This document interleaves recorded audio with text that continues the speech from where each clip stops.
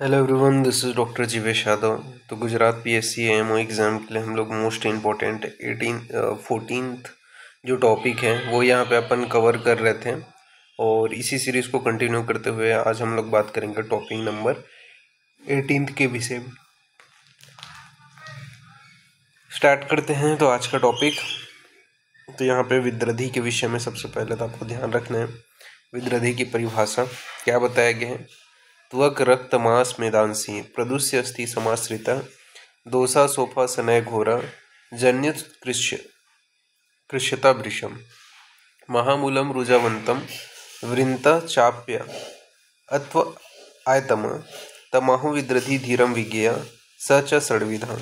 ठीक है, अर्थात जो है त्वक रक्त मांस मेद, ये इनको क्या है दूषित करके जो सोप है वह उत्पन्न होता है। ठीक है, जो महामूल वाला रुजावान होते हैं उसे ही विद्रधि कहते हैं। ठीक है, इनकी जो संख्या है वो कितना बताया गया है, तो 6 बताया गया है। तो ये चीज़ याद रखना है कि त्वक रक्त मांस मेद अस्थि ये 5 दुष्य किसके हैं, विद्रधि के हैं। ठीक है, और यह जो है महामूल वाला रुजावान होता है। ठीक है, ये क्या है आपका 6 प्रकार के इनके टाइप्स बताए गए हैं।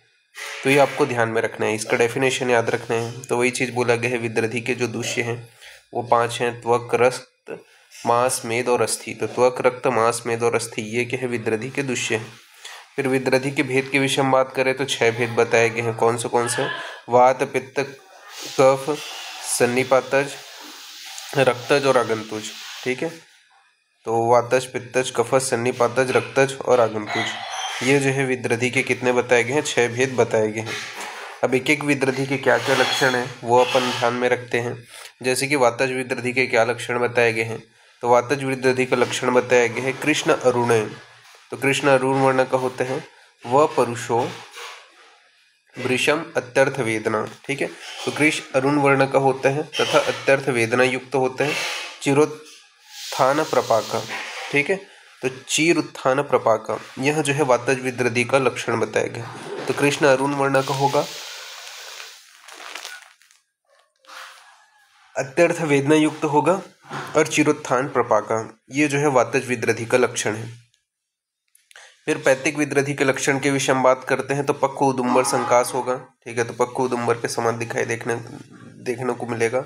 स्याव होगा, ज्वरवानी होगा तथा दह युक्त होगा तथा क्षिप्रोत्थान प्रपाका बताया गया है। तो क्षिप्रोत्थान प्रपाका बताया गया है, ये किसका लक्षण है, तो पैतिक विद्रधि का लक्षण है।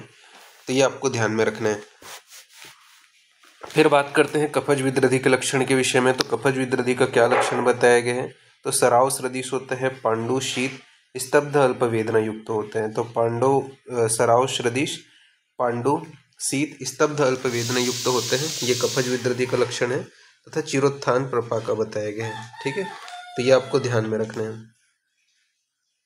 फिर इसके बाद नेक्स्ट अपन बात करते हैं सन्निपातिज विद्रधि। तो यह जो है नाना प्रकार के वर्ण वाला रुजा तथा स्त्राव वाला होता है। ठीक है, तो नाना वर्ण रुजा स्त्राव घटालो विष्णु महान। ठीक है, तथा विषम पाच्यते च अपि विद्रधि सन्निपातिका।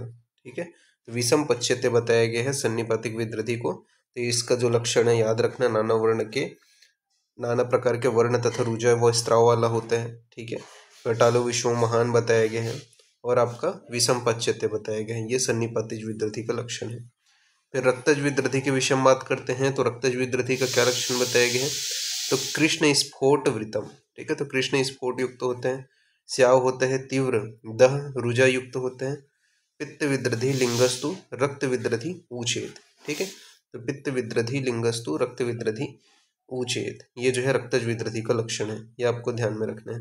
मतलब पित्तज विद्रधि के जो लक्षण से युक्त होते हैं रक्तज विद्रधि, यानी कि पित्तज विद्रधि के समान ही लक्षण जो है वो आपको देखने को मिलेगा। प्रमुख रूप से कृष्ण स्फोट युक्त होगा, वृत होगा, स्याव तीव्र दह रुजा युक्त होगा। ठीक है, और पित्तज विद्रधि के लक्षणों से युक्त होगा। फिर आगंतुज विद्रधि के विषय में बात करते हैं तो आगंतुज जो विद्रधि होते हैं ज्वर तृष्णा च दहस्य जायेत तस्य देहिना ऐसा विद्रधि आगंतु पित्त विद्रधि लक्षणम। ठीक है, ये ज्वर तृष्णा दह युक्त होते हैं। ठीक है, जो आगंतुज विद्रधि होते हैं ज्वर तृष्णा तथा दह युक्त होते हैं।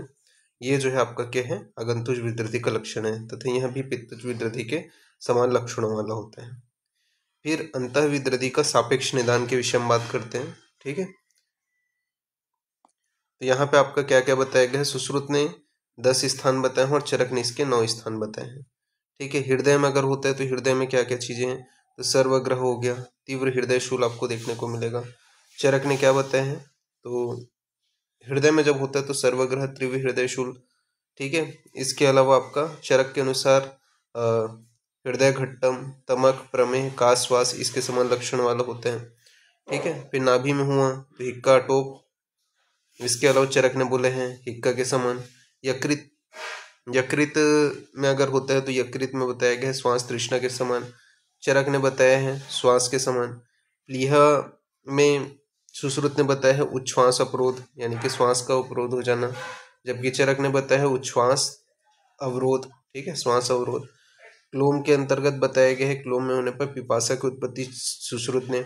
चरक ने पिपासा, मुखशोष और गलग्रह बताए हैं। फिर कुक्षी में बताया है मारुतों को, मारुत का कोपन होना। ठीक है, और उसके समान। इसके अलावा चरक ने बताया है कक्षी, पार्श्व अंतर, शूल, अंश, शूल। ठीक है, शूल, अंश, शूल ये बताए हैं। वक्षण में सुश्रुत ने बताया है तीव्र कटि पृष्ठग्रह। चरक ने बताया है शक्ति सदन। फिर वस्ती में बताया है सुश्रुत ने कृच्छ अल्पमूत्रता। चरक ने बताया है मलमूत्र त्याग में कष्ट तथा दुर्गंध। इसके अलावा वृक्क में बताया है सुश्रुत ने पार्श्व में संकोच। चरक ने बताया है पृष्ठ कटिग्रह। ठीक है, गुद में बताया है सुश्रुत ने कि वात निषेधन तथा कृच्छ मूत्रता। ये सारे जो आपको सापेक्ष निदान के अंतर्गत देखने को मिलेगा। फिर अभ्यांतर विद्रथी में गुल्म रूपाणी, गुल्म के रूप की होती है। ठीक है, तो अभ्यांतर विद्रथी को क्या बोला गया है, गुल्म रूपाणी, तो गुल्म के स्वरूप की होती है। फिर इसके बाद में वाल्मीक, वाल्मीक वत्स मुन्नत अंतम, यानी कि क्या है, वाल्मीकि के समान ऊंची उठी हुई होती है।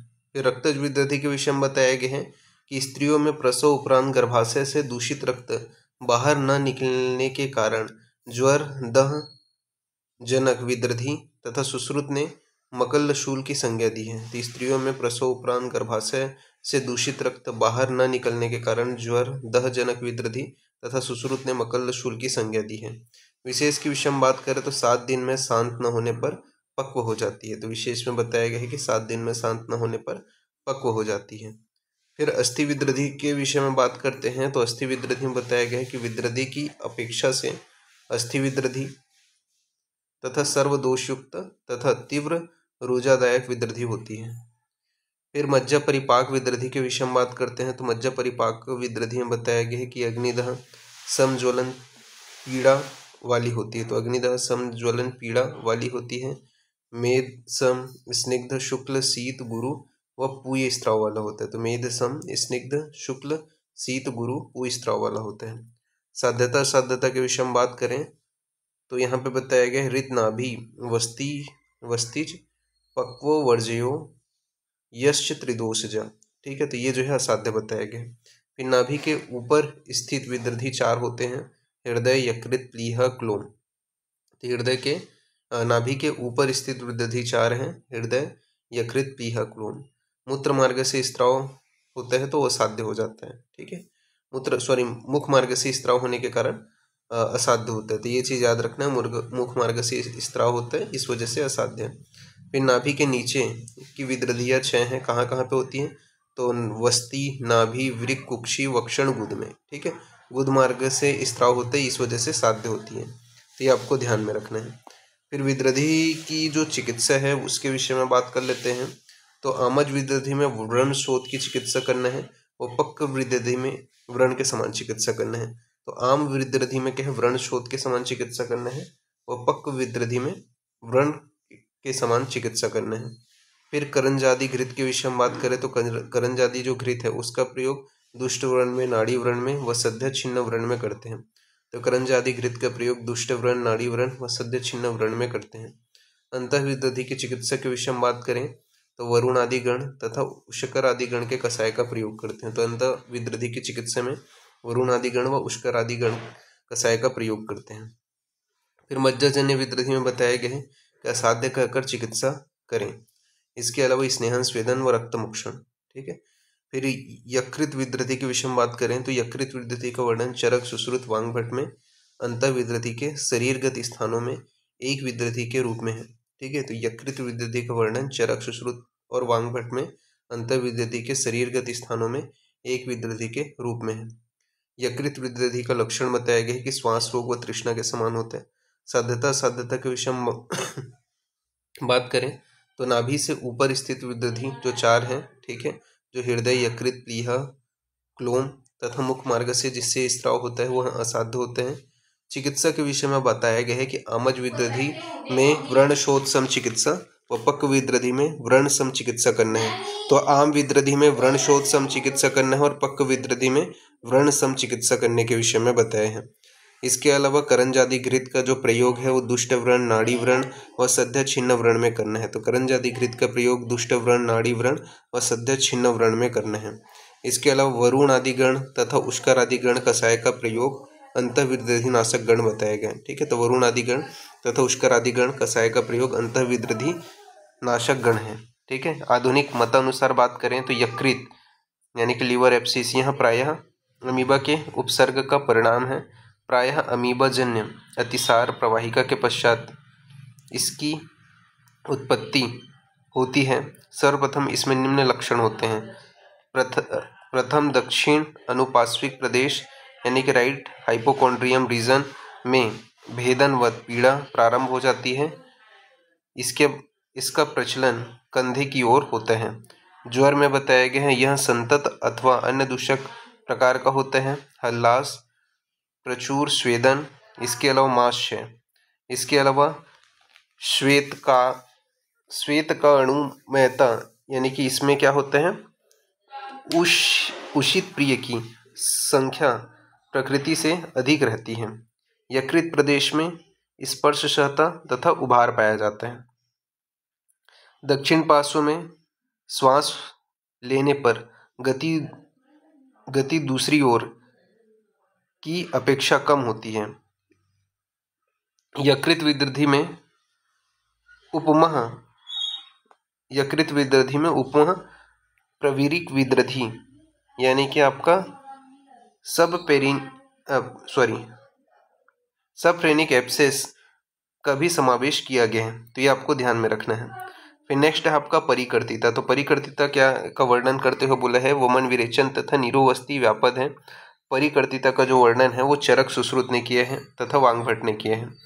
यहाँ पे इसका श्लोक बताया गया है कि मृदु कोष्ठे अल्प दोषस्य रुक्षस्य तीक्ष्णो अतिमात्रवान वस्ति दोषस्य न्यस्याशु जनियेत परिकर्तिकम त्रिकवक्षण वस्तीनाम तोद नाभिरधो रुजम विबंधो अल्पमुत्थानम वस्ती निलेखन नाद भवेत।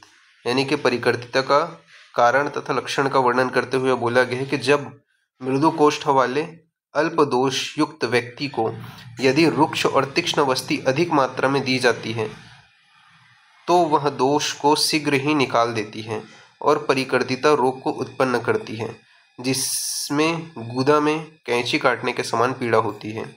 इसमें त्रिक प्रदेश, वक्षण प्रदेश और वस्ती प्रदेश में सुई चुभने जैसी वेदना होती है तथा नाभि के नीचे वेदना होती है। वायु द्वारा वस्ती के निकलने से विबंध के साथ साथ थोड़ा थोड़ा मल निकलता है। तो यह आपको ध्यान में रखना है। फिर इसकी चिकित्सा बताया गया है कि मधुर रस वाले शीतल द्रव्य तथा ईख आदि से पकाए हुए दूध में मुलैठी और तिल कल्क मिला करके वस्ती देनी चाहिए और रोगी को केवल दूध के आहार पर रखना चाहिए। इसी प्रकार राल, मुलैठी, मंजिष्ठा, कमल की कीचड़ और रसौत इनका कल्क दूध में मिला करके बस्ती देना चाहिए। खाने के लिए अल्प मात्रा अम्ल द्रव्य मिलाए हुए मृदु भोजन देना चाहिए। तो ये यहाँ पे बताया गया है। फिर सुश्रुत अनुसार परिकर्तिता के निदान के विषय में बात करते हैं। तो सुश्रुत अनुसार परिकर्तिता का निदान बताया गया है क्षमेणति मृदु कोष्ठेन मंदाग्नि रुक्षेण व अति तीक्ष्ण अति लवण अति रुक्ष व पित्तम औषधम पित्त अनिलय प्रदूष परिकर्तिता मापद्यति। अर्थात परिकर्तित का कारण बताते हुए बोला गया है कि जब क्षीण बलकाय मृदु कोष्ठ वाले मंदाग्नि से युक्त रुक्ष पुरुष के क्षीण उष्ण अथवा अधिक लवण मिश्रित अति रुक्ष औषधि पीने से पित्त और वायु प्रकुपित होकर के परिकर्तिता उत्पन्न कर देते हैं, जिससे गुदा में कैंची के काटने के समान पीड़ा होते हैं। ठीक है, तो जब क्षीण काय मृदु कोष्ठ वाले और मंदाग्नि से युक्त रुक्ष पुरुष तीक्ष्ण उष्ण या अधिक लवण मिश्रित अति रुक्ष औषधि पीने से पित्त और वायु प्रकोपित होकर परिकर्तिता रोग उत्पन्न करते हैं, और इसमें क्या है, गुदा में कैंची के काटने के समान पीड़ा होती है। तो चिकित्सा में क्या है, पिच्छावस्ती का प्रयोग करना चाहिए। यष्टि मधु हो गया, ठीक है, कृष्ण तिलक कल्प हो गया, मधु हो गया, घृत हो गया, इनका प्रयोग करने के विषय में बताया गया है। तो ये आपको ध्यान में रखना है। किसके विषय में बताया गया है? ये परिकर्तिता के विषय में बताया गया है। तो इस प्रकार से ये जो पार्ट है वो यहाँ पे आपका फिनिश होता है। नेक्स्ट पार्ट में इसके आगे का कंटिन्यूशन अपन करेंगे। तो अभी के लिए इतना ही। Thank you.